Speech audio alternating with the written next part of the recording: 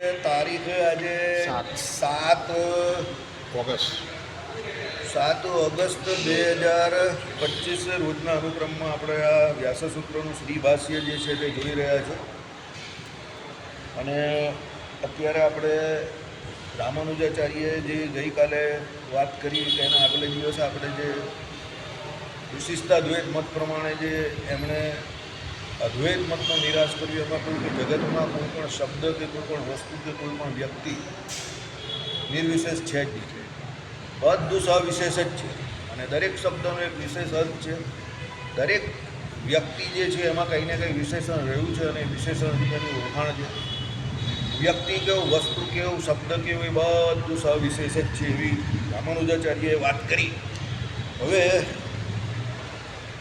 ગઈકાલે આપણે જોયું, શબ્દ હંમેશા સવિશેષ વસ્તુનું જ કથન કરે છે. એટલે જે કોઈ શબ્દ જે છે એ હંમેશા કોઈ પણ વસ્તુ જે છે એ બધી સવિશેષ વસ્તુનું જ કથન કરે છે. એટલે જગતમાં નિર્વિશેષ કંઈ છે નહીં.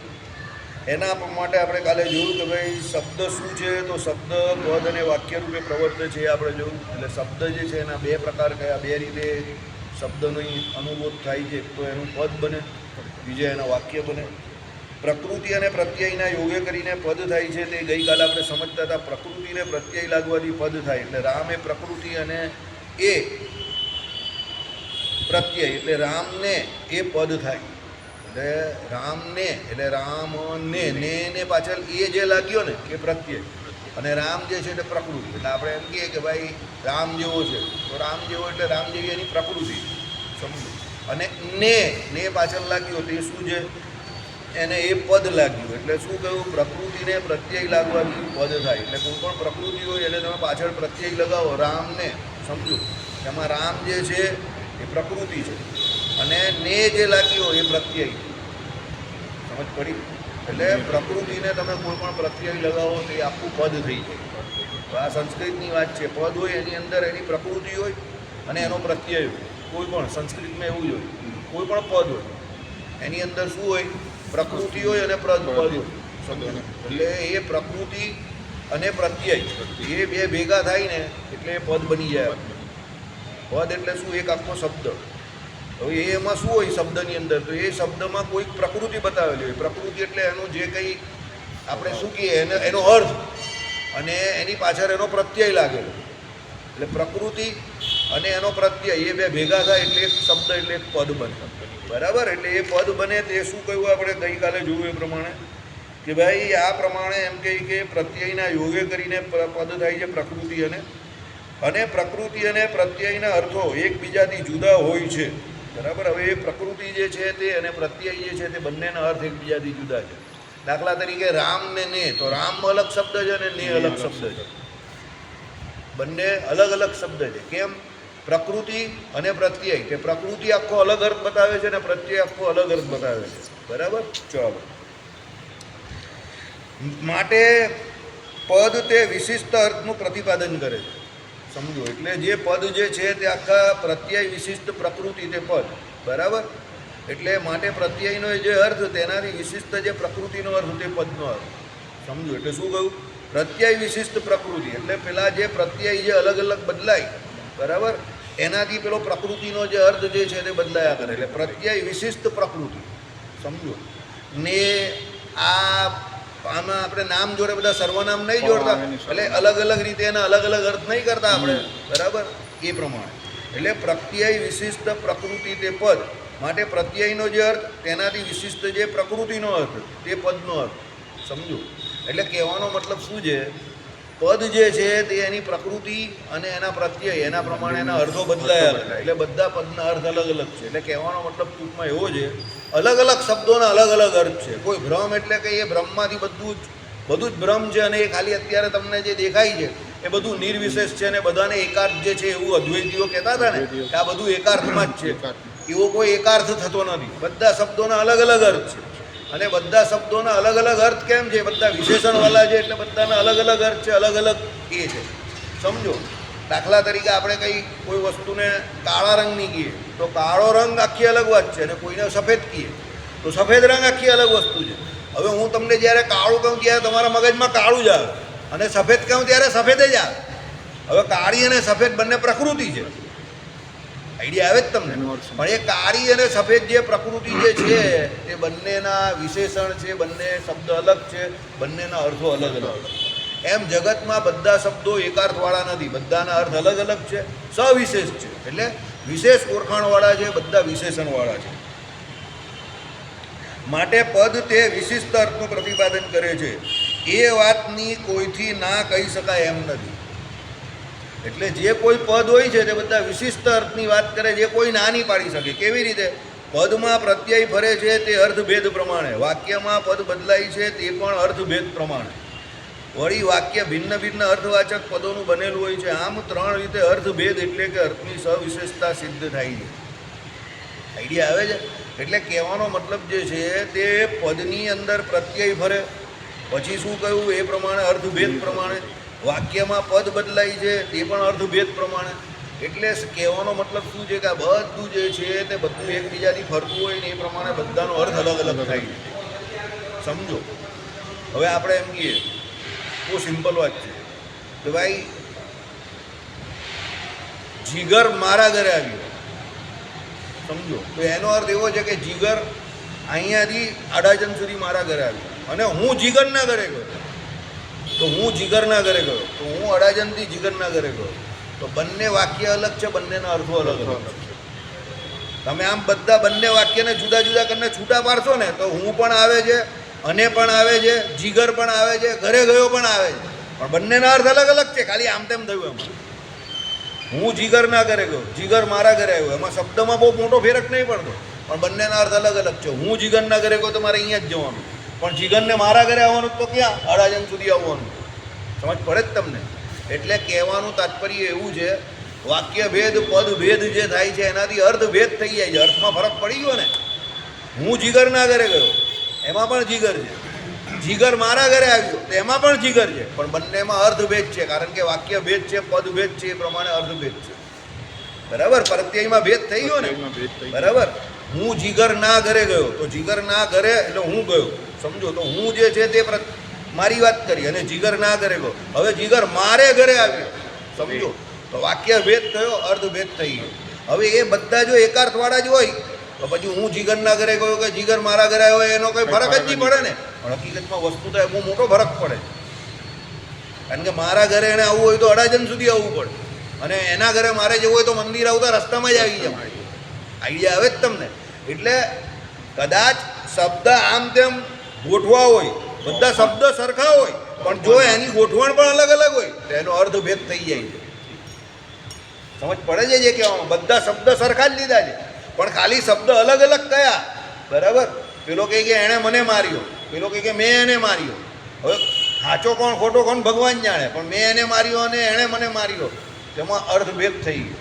પેલો કહે કે હું ગોરો છું, પેલો કહે કે ના હું ગોરો છું. હવે કહે છે બંને ગોરા, પણ હું કહું કે આ કહું તો બંને અલગ અલગ જે કહી છે તેમાં બંનેનો અર્થભેદ થઈ ગયો. હું કહું તો તમે કહો કે વાસુદેવભાઈ કહે કે ગોરો છે, ગોપાલ કહે તો તમે કહો ગોપાલભાઈ કહે કે ગોરો છે. શબ્દ બંને એક જ વાપરીએ, હું ગોરો છું. આ કહે કે હું ગોરો છું. હવે હું ગોરો છું, વ્યક્તિ બદલાઈ ગયા એટલે બંનેના અર્થ બદલાઈ ગયા. તમે કહું તો શું કહું? ગોપાલભાઈ કહે છે કે એ ગોરો છે, વાસુદેવભાઈ કહે કે એ ગોરો છે. સમજ પડે જ તમને હું જે કહું છું? એટલે પદ બદલાય, વાક્ય બદલાય એટલે એના અર્થ પણ બદલાઈ જાય છે. અને બધા અર્થો જે છે તે કોઈ સવિશેષ એટલે વિશેષણ સહિત કોઈ અલગ ઓળખાણ આપે છે. સમજ પડે છે? કોઈ જે અદ્વૈતીઓ એમ કહે છે ને કે બધું એકાર્થવાળું જ છે, પર્યાયવાચક છે કે એકાર્થવાળું છે, બધાનો એક જ ભ્રમ જ છે, અને પછી અહીંયા જે બધાનો ભેદ જે દેખાય છે એ તો કેવો છે? ભ્રાંતિએ કરીને દેખાય છે, બાકી બધું સરખું જ છે, એવું જે લોકો કહે છે એ વાત ખોટી છે. રામાનુજાચાર્યએ શું કહ્યું? પદ જે છે, પ્રકૃતિ જે છે તેને લઈને વાક્યનો અર્થ અલગ થાય છે. પદ પ્રકૃતિના બદલાવાથી વાક્યનો અર્થ બદલાયો, વાક્યનો અર્થ બદલાવાથી ટોટલ બધો અર્થ બદલાઈ ગયો. બરાબર? એ પ્રમાણે ચલો. વળી પદ ભેદ એ અર્થભેદ ઉપર આધાર રાખે છે. પદનો ભેદ કેમ કર્યો? પેલા અર્થભેદ ઉપર. હવે દાખલા તરીકે મેં એમ પદ બદલું તો હું જીગરના ઘરે ગયો અને જીગર મારા ઘરે આવ્યો, તો પદ ભેદ થયા. તો કેમ ગયા? અર્થભેદ કરવા જ કર્યા ને આપણે કે ભાઈ જીગરે મારા ઘરે આવવાનું, હું જીગરના ઘરે, તો પદ કેમ બદલા? કારણ કે આપણે અર્થ બદલવાના છે. સમજો? શ્રીખંડ મંગાવવાનો હોય, બનાવવાનો હોય તો ભાઈ જીગરે મારે ત્યાં આવવું પડે છે. ક્યાં સુધી? પેલી નવયુગ કોલેજ સુધી. કારણ કે તો જ પેલો અહીંયાથી સુમૂલમાંથી પેલો કાચો માવો આપણે મળે, પછી હું મારા ઘરે બનાવું, સમજો. પછી શ્રીખંડ બની જાય પછી એ પાછો બધાને મળે રાંદેર મંદિરમાં, પણ બનાવવાનો હોય ત્યારે તો એણે અહીંયાથી જ્યાં સુધી મને આપવા હોવો પડે, પછી પાછું હું એને પ્રોસેસ કરું. સમજ પડે છે? આઈડિયા આવે છે? કારણ કે શ્રીખંડ સવારે 7 વાગ્યા પહેલાં જ લેવા જવું પડે છે, 7 સાડા 7 આંડે, એ પછી ત્યાં મળતો નથી સુમૂલમાં. કયો કાચું પેલું દહીં હોય ને એ લોકોનો દહીંનો માવો એ. ચલ, વળી પદ સમૂહ વાક્ય અનેક પદાર્થના સંસર્ગ વિશેષ એટલે અમુક પરસ્પર સંબંધનું અભિધાન કરે છે. અભિધાન કરવું એટલે ઉલ્લેખ કરવો, નિર્દેશ કરવો. હવે પદ સમૂહ એટલે બધા પદો જે ભેગા થયા, સમજો, તે શું કરે છે? પદ સમૂહરૂપ વાક્ય એટલે બધા પદ ભેગા થઈને જે વાક્ય બન્યું તે અનેક પદાર્થના સંસર્ગ વિશેષનું અભિધાન કરે છે. એમાં ઘણા બધા પદાર્થો રહ્યા છે. શ્રીખંડ બનાવવો હોય, સમજો, તો જીગરે નવયુગ કોલેજ સુધી આવવું પડે, અને શ્રીખંડ ખાવો હોય તો તમારે નાંદેર મંદિર સુધી આવવું પડે. આઈડિયા આવે છે? તો બધા અલગ અલગ પદ થયા, અલગ અલગ અર્થ સૂચન થયા, અને વાક્ય બી બંને અલગ અલગ થયા. પેલામાં ખાવાની વાત છે, પેલામાં બનાવવાની વાત છે. સમજ પડે છે જે કહેવા માંગુ છે? બનાવવા માટે પણ આપણે અલગ શબ્દો વાપરા, અલગ વ્યક્તિ વાપરા, ખાવા માટે પણ અલગ જગ્યા બનાવી. કારણ કે ભાઈ બનાવીએ કેના માટે છે? તો મંદિર આપવા માટે બનાવીએ. તો ભાઈ તમારે ત્યાં આવવું પડે, એ કંઈ તમને ઘરે ન મળે, બરાબર? તો મંદિર આવવું પડે, 2 કલાક ભજન કરવું પડે, તો તમને શ્રીખંડ મળે. એવી વાત છે. સમજ પડી ગઈ કહેવા માંગુ છું? ચલો, અભિધાન કરવું એટલે નિર્દેશ કરવો, ઉલ્લેખ કરવો. એટલે શું કહ્યું? પદ સમૂહરૂપ વાક્ય અનેક પદાર્થના સંસર્ગ વિશેષનું અભિધાન કરે. એટલે તમે જે પદ જે થયું કે અનેક પદાર્થ જે થયા, આમાં શ્રીખંડ આવ્યો, જીગર આવે, હું નવયુગ કોલેજ આવે, પછી પેલું રાંદેર મંદિર આવે, તો કેટલા બધા સંસર્ગ થયા પદોનો. એક વાત થોડી, એ પદાર્થો અંદર કેટલા બધા થયા, કેટલા બધા ભેગા થયા ને અંદર. સમજો કે ભાઈ શ્રીખંડ બનાવવાનો છે, પેલો કયો દહીંનો માવો લાવવાનો છે, સુમૂલ ડેરીથી લાવવાનો છે, ભેગા કા થવાનું છે? નવયુગ કોલેજ પાસે ભેગા થવાનું છે. બનાવવાનો કા છે? તો હની પાર્ક રોડ પર બનાવવાનો છે મારા ઘરે, ત્યાંથી પછી જશે કા? તો રાંદેર રોડ પર જશે. તો કેટલા બધા પદાર્થો ભેગા થયા.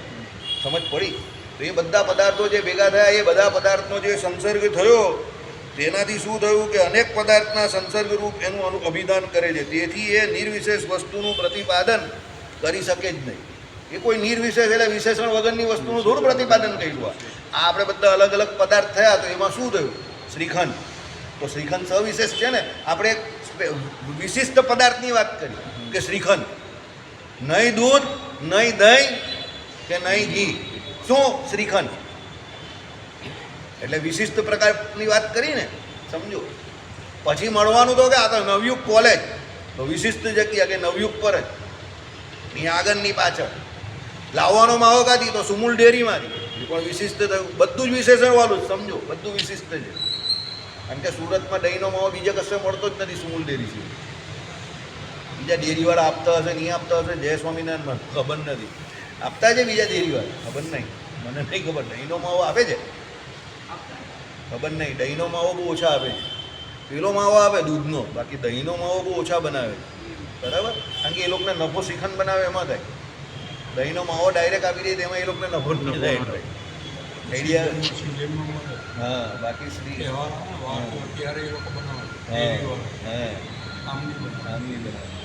ચલો. અને તેથી નિર્વિશેષ વસ્તુ શબ્દ પ્રમાણથી સિદ્ધ થતી નથી. સમજ પડી? એટલે જે જગતગુરુ શંકરાચાર્ય એમ કહ્યું કે ભાઈ બ્રહ્મ જે છે તે નિર્વિશેષ છે, અને આ બધું જગતમાં જે કંઈ તમને ભેદ દેખાય છે તે બધું ભ્રાંતિથી દેખાય છે, બાકી વસ્તુતઃ તો બધું નિર્વિશેષ છે, અભેદ જ છે. બરાબર? બ્રહ્મને જે એમણે અભેદ કહ્યું કે અનિર્વચનીય કહ્યું, સકલ ભેદે રહિત કહ્યું, એવું સાબિત થઈ શકતું નથી. નિર્વિશેષ કંઈ હોતું નથી, બધું સવિશેષ જ છે. એટલે કહેવાનો મતલબ એવો છે રામાનુજાચાર્યનો કે તમે ગમે એટલી મહેનત કરો, જગતમાં કોઈ પણ વસ્તુ કે વ્યક્તિ નિર્વિશેષ છે જ નહીં. આ ભાઈની અલગ ઓળખાણ, પેલા ભાઈની અલગ ઓળખાણ, પેલા ભાઈની અલગ ઓળખાણ, પેલા ભાઈની અલગ ઓળખાણ, તમારી અલગ ઓળખાણ, તમારી અલગ ઓળખાણ, કોઈ વિશેષણ વગરનો નથી. સમજો? કોઈ શર્ટ પહેરેલો જ, કોઈએ ટી શર્ટ પહેરેલું જ, કોઈએ કાળું પહેરેલું જ, કોઈએ લીલું પહેરેલું જ, કોઈએ સફેદ પહેરેલું જ, કોઈએ કથ્થઈ પહેરેલું જ, કોઈએ ટી શર્ટ પહેરેલું જ, કોઈએ ગણપતિ નમોવાળું પહેરેલું જ, કોઈએ શર્ટ પહેરેલું જ, આ કોઈ માળા ફેરવે છે, કોઈ મારી જેમ ખાલી બોલે છે, પણ બધાની વિશિષ્ટ ઓળખાણ છે. કોઈ ભગવાને તો ત્યાં સુધી કહ્યું આ ભગો ને આ મૂળો, એની જોડે પણ 6 મહિના રહેવું તો તમને ખબર પડી જાય કે આ જ ભગો છે ને આ જ મૂળો છે. એટલે કોઈ સરખા હોતા જ નથી. આપણે સરખા લાગે એટલા માટે લાગે કે આપણે એનો હજુ પૂરો અભ્યાસ નહીં. અભ્યાસ થઈ તો ખબર પડી જાય. જો આ પેલા ટ્વિન બાળક બી હોય ને, 2 જોડિયા, એમાં પણ એની બા જે હોય તે બંનેને ઓળખી જ જાય. જોયું, કારણ કે એની માને એનો સૌથી વધારે અભ્યાસ હોય. અને જે એની બા હોય તે ઓળખી જ જાય કે આ ભગો ને આ મૂળો. બીજાને નહીં ખબર પડે, એની બાને તરત ખબર પડી જ જાય કે આ ભગો ને આ મૂળો, કારણ કે એને સૌથી વધારે અભ્યાસ છે.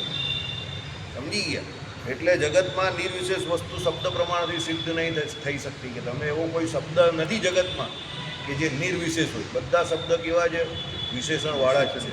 ચલો, પ્રત્યક્ષ સવિકલ્પ અને નિર્વિકલ્પ બંને પણ હંમેશા સવિશેષનું જ હોય છે. સમજો, એટલે પ્રત્યક્ષ પણ હંમેશા સવિશેષનું જ હોય છે. હવે દાખલા તરીકે તમે જે કંઈ શબ્દ જોયા તે બધા તો કેવા જોયા? સવિશેષ જ છે એવું કહ્યું. હવે તમને પ્રત્યક્ષ પણ જે કંઈ અનુભવ થાય છે એ ભલે સવિકલ્પ એટલે વિકલ્પવાળું હોય કે નિર્વિકલ્પ વિકલ્પ વગરનું હોય. સમજો, પ્રત્યક્ષ એટલે તમને જે સામે દેખાય તે, એ પ્રત્યક્ષમાં પણ તમે જે કંઈ સામે જોવ છો એ સવિકલ્પ હોય કે નિર્વિકલ્પ હોય. સમજો, પણ એ હંમેશા સવિશેષ જ હોય. એ પણ વિશેષણવાળું જ હોય. એટલે જગતમાં તમને પ્રત્યક્ષ જે વસ્તુનો અનુભવ થાય છે એ વિકલ્પવાળી હોય કે વિકલ્પ વગરની હોય. વિકલ્પવાળી એટલે કદાચ તમને એની પર કોઈ સંકલ્પ હોય, વિકલ્પ હોય કે ભાઈ આમાં કદાચ આવું પણ હોઈ શકે ને તેવું પણ હોઈ શકે, એટલે તમને એ સવિકલ્પ કહેવાય. અને નિર્વિકલ્પ એટલે તમે કહો ના ચોક્કસ એ જ છે, વિકલ્પ વગરનું. પણ એ નિર્વિકલ્પ હોય કે સવિકલ્પ હોય, બંને હોય તો સવિશેષ જ. સવિશેષ એટલે વિશેષણવાળું જ હોય. સમજો, કેવી રીતે હું તમને કહું? જે વસ્તુ સવિશેષ સવિકલ્પ છે તો એ કોઈ બીજા જેવી છે એટલે વિકલ્પ તમને એનો આવે છે કે ભાઈ આ પેલા જેવું પણ હોઈ શકે. તો પેલા જેવું એટલે પણ વિશેષણ તો થયું જ ને, કારણ કે એના જેવું છે. અને એ એના જેવું છે એટલે એ અને પેલું બીજા જેવું છે એટલે એ સવિકલ્પ છે. તો બંને વિશેષણવાળું થયું. આઈડિયા આવે છે તમને? એ એના જેવું છે તો જેના જેવું છે તો એમાં કંઈક એવું હશે કે જે આનામાં છે, તો બંને વિશેષણવાળા તો થયા જ ને. હવે દાખલા, હા, શ્રીખંડ ને મઠો, આઈડિયા આવે છે હું તમને જે કહું તો? એટલે ભલે સવિકલ્પ છે પણ એ છે તો સવિશેષ જ. વિકલ્પ ભલે છે એવો કે ભાઈ આ શ્રીખંડ છે કે મઠો છે ખબર નહીં પડતી, બરાબર, પણ શ્રીખંડ અને મઠો છે ભલે વિકલ્પવાળું સવિકલ્પ, પણ છે સવિશેષ. કેમ? એ શ્રીખંડ છે કે મઠો છે પણ એ દૂધ તો નથી જ. આઈડિયા આવે છે? એટલે એ શ્રીખંડ અને મઠાની વચ્ચેની કા બંનેની ઓળખાણ તો એ આપે જ છે. એ સવિકલ્પ છે. પેલો કહે કે ભાઈ વધારે જરા લિક્વિડ થઈ હોય તો મઠો અને કઠણ હોય તો શ્રીખંડ. એટલે સવિકલ્પ છે પણ છે શું? વિશેષણવાળું જ. કેમ? જો એ મઠો છે તો તમે એને શું કહો? મઠો છે. અને એ શ્રીખંડ છે તો તમે એને શું કહો? શ્રીખંડ. સમજો, હવે કઈ નિર્વિકલ્પ વસ્તુ છે, તમને 100% ખબર છે જાડો એકદમ ઘાટો શ્રીખંડ જ છે તો નિર્વિકલ્પ છે. તમે કહો કે આમાં કોઈ બીજો કોઈ વિકલ્પ થાય એવું જ નથી, આ તો શ્રીખંડ જ છે, તો એ નિર્વિકલ્પ છે તો બી એ સવિશેષ તો છે જ. કેમ? એ શ્રીખંડ છે, એ એનું વિશેષણ છે, કારણ કે એ શ્રીખંડ જ છે. સમજો, એમાં તમને બીજું શ્રીખંડ જેવું કે મઠો કે કંઈ ત્રીજી એવી વસ્તુ નથી, એ શ્રીખંડ જ છે અને એનામાં લક્ષણ બધા શ્રીખંડના જ છે. આઈડિયા આવી ગયો? આ મેં તમને ઉદાહરણથી સમજાય એટલે દીધું કે આમાં જે ભાષા જે વાપરી જ ને એ બહુ અઘરી. સમજો, કોઈ પણ વસ્તુ પ્રત્યક્ષ તમે જુઓ, એ કાં સવિકલ્પ હોય કાં નિર્વિકલ્પ હોય. સવિકલ્પ એટલે વિકલ્પવાળી કે ભાઈ આ શ્રીખંડ છે કે મઠો છે, બરાબર, તો પણ સવિકલ્પ હોવા છતાં એ સવિશેષ તો છે જ, વિશેષણવાળો. બંનેની પોતપોતાની અલગ અલગ ઓળખાણ તો છે જ, એટલે વિશેષણ વગરનું તો છે જ નહીં. સવિશેષ તો છે જ, ભલે એ સવિકલ્પ છે. કાં એ નિર્વિકલ્પ છે. નિર્વિકલ્પ એટલે કોઈ પણ પ્રકારના વિકલ્પ વગરનું, કે દાખલા તરીકે આ મઠો એટલે મઠો જ છે, શ્રીખંડ એટલે શ્રીખંડ જ છે, તો પણ એ સવિશેષ તો છે જ. કારણ કે મઠો છે તો એ મઠાના ક્રાઇટેરિયામાં બંનેસ્તું ફિટ છે, અને શ્રીખંડ છે તો એ શ્રીખંડના ક્રાઇટેરિયામાં બંનેસ્તું ફિટ છે, તો બંને સવિશેષ તો છે જ. એટલે વિશેષણ વગરનું આ દુનિયામાં કંઈ છે જ નહીં, બધું સવિશેષ જ છે. ભલે એ નિર્વિકલ્પ હોય કે સવિકલ્પ હોય. તમને કદાચ એવો ડાઉટ જાય કે આ મઠો લાગે છે કે શ્રીખંડ લાગે છે કંઈ ખબર નહીં પડતી, એટલે તમે એવું કહું કે ભાઈ મઠો બી હોઈ શકે કે શ્રીખંડ પણ હોઈ શકે, પણ તો પણ એ સવિશેષ તો છે જ ને. કેમ? તમને ભલે સવિકલ્પ લાગ્યું કે મઠો છે કે શ્રીખંડ છે, પણ પેલો ખાવાળો કે મઠો હોય કે શ્રીખંડ હોય, ભાઈ હવે બધું સરખું જ લાગે, લાવની ભાઈ, પણ સવિશેષ તો એ છે જ ને. કેવી રીતે? તમે એને કેમ મઠો કા શ્રીખંડ જ કહ્યું? કારણ કે મઠો અને શ્રીખંડ એના જેવું જ છે, કોઈ ત્રીજી વસ્તુ નથી અંદર. સમજ પડે છે હું જે કહેવા માગું છું?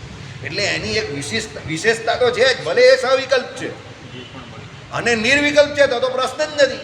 એ શ્રીખંડ છે તો શ્રીખંડ જ છે, તો પછી તો એમાં શ્રીખંડની બધી વિશેષતા છે જ. કઠણ છે, ઇલાયચી છે, કે એની અંદર તમે કહ્યું કે ડ્રાયફ્રૂટ છે, સમજો.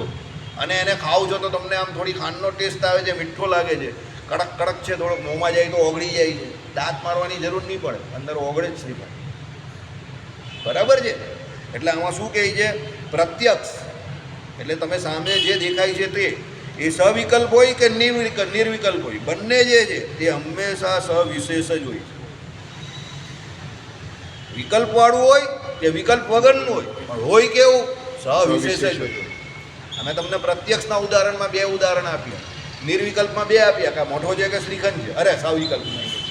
અને નિર્વિકલ્પમાં શું કહ્યું મેં તમને? કે શ્રીખંડ જ છે, પણ બંને સવિશેષ જ છે. નિર્વિકલ્પ હોય કે સવિકલ્પ. સમજ પડી ગઈ? બહુ ટેકનિકલ છે. તમે એમ કહો કે સમજ પડી ગઈ પછી ઘરે જઈને લઈને બેસશો ને એને વાંચવા તો ગાય વજાડી વાજા મગનભાઈ મહારાજા થઈ જશે. એટલે શાંતિથી સમજવાનું, પછી ઘરે જઈને સાંભળો એકવાર પાછું. શ્રીભાષ્ય છે એટલું સરળ નથી, બરાબર? આપણે પોતે પણ માનીએ છીએ કે સરળ નથી, કારણ કે તત્વજ્ઞાન છે. અને આ તો કેવો વિષય છે કે સિરિયસલી તમારે આને ભણવા જવું પડે એવો વિષય છે. પણ આપણે આ તો લઈને બેસી ગયા તો બેસી ગયા છે, પણ તમારે થોડું ધ્યાન રાખવું પડે અને સમજવું પડે વ્યવસ્થિત. બરાબર? સમજશો તો એટલું અઘરું નથી, એટલું કઠણ નથી, પણ સમજવું પડે. બરાબર? ચાલો, શું કહી તે સાંભળો. પ્રત્યક્ષ કે જે સવિકલ્પ કે નિર્વિકલ્પ હોય, એ બે પ્રત્યક્ષ કે જે સવિકલ્પ અને નિર્વિકલ્પ એમ 2 પ્રકારનું છે. બરાબર? એ આપણે કહી દીધું, સમજાવ્યું તમને સવિકલ્પ અને નિર્વિકલ્પ કેવી રીતે છે. શ્રીખંડ અને મઠો એ કેવું છે? સવિકલ્પ. અને નિર્વિકલ્પ એટલે એકલો શ્રીખંડ કાં એકલો મઠો, કારણ કે એમાં કોઈ વિકલ્પ નથી. તમને ખબર જ પડી ગઈ, તમે કોન્ફિડન્ટ છો પૂરેપૂરા કે આ જ છે. કેવી રીતે એણે સમજાવ્યું તે સાંભળો. એણે બહુ અઘરી રીતે સમજાવેલું. મેં તમને જે શ્રીખંડ મઠાવાળું સમજાવ્યું ને એ જ સારું. સાંભળો. આ ઘટ એ સવિકલ્પ, આ અને ઘટત્વ એ બેના છૂટા પ્રત્યક્ષ તે નિર્વિકલ્પક.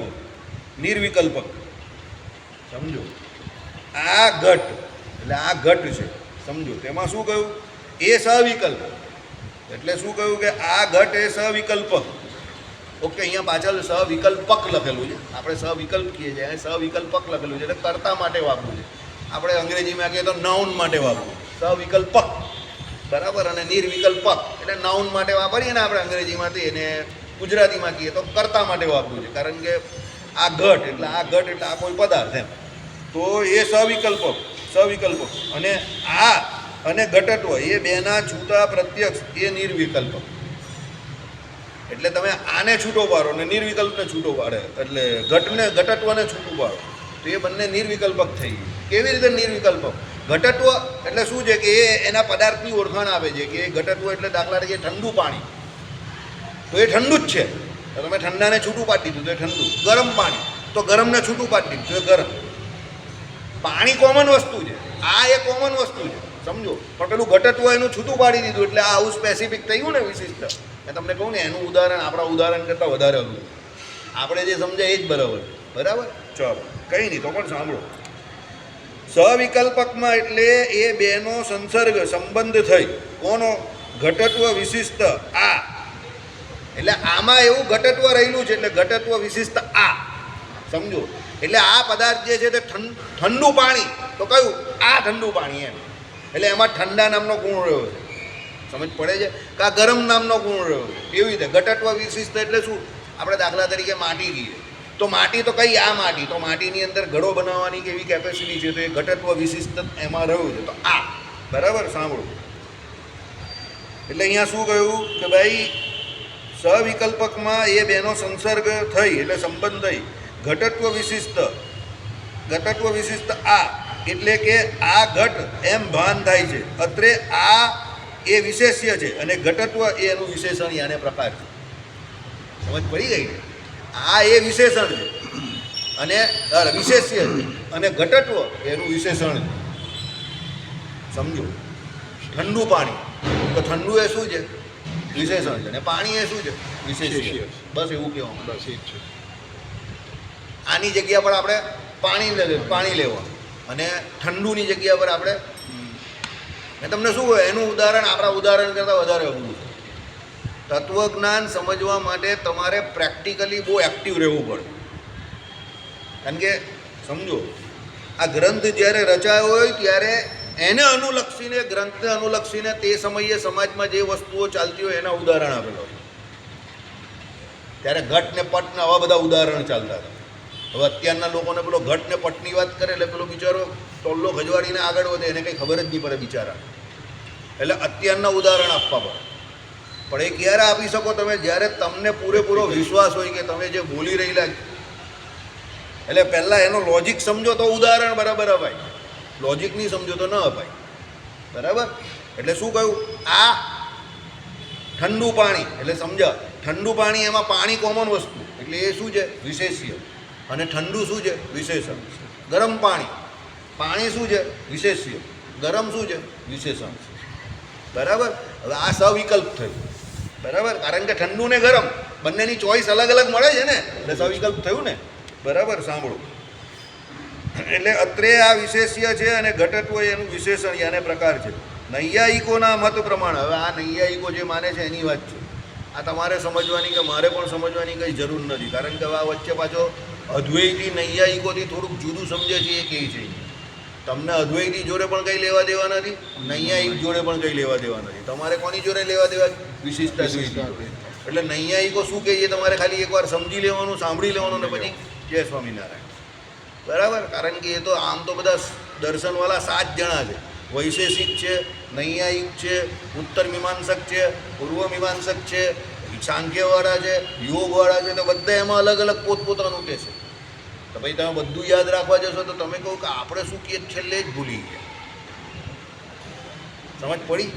એટલે કેશુ સ્વામી કહીને પેલો સપ્તભૃંગી ન્યાય જેવું છે. નથી નથી નથી નથી છે નથી નથી નથી છે નથી નથી નથી છે પણ નથી પણ છે. હવે આવો સપ્તભૃંગી ન્યાય આવે. તમે વિચાર કરો કે આ છે કે નથી. બરાબર?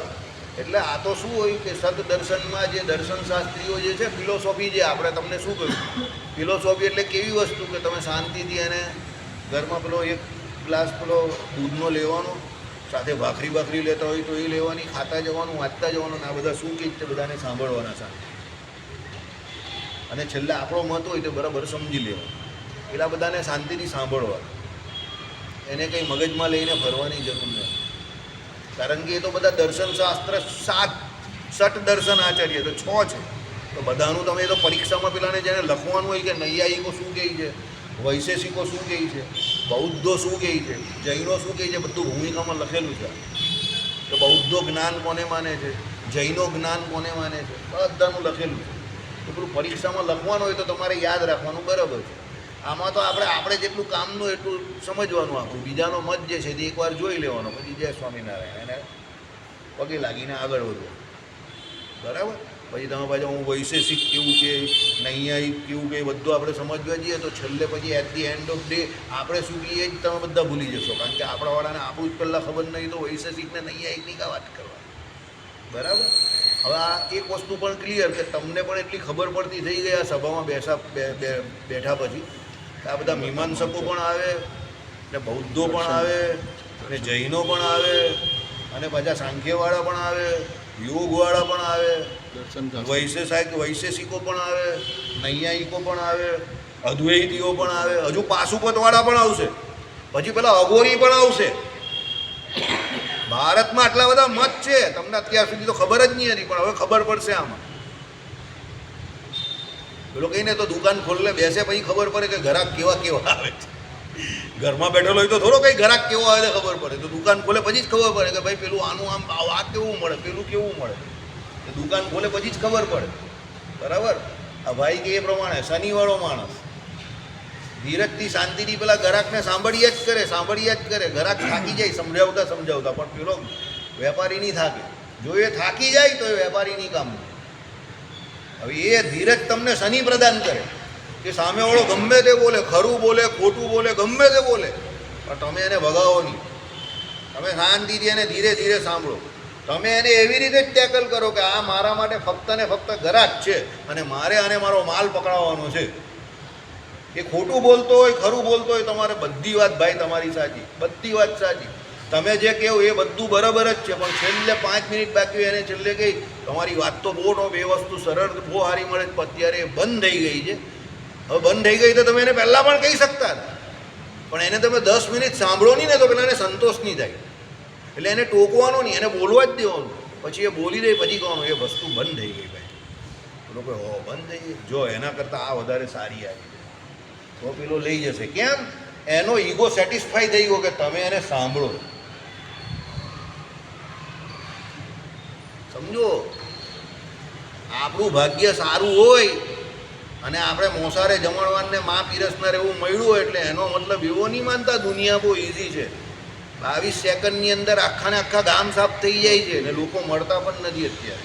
34 સેકન્ડની અંદર, સોરી, આખું ધરાલી ગામ પેલું ખલાસ થઈ ગયું 34 સેકન્ડની અંદર.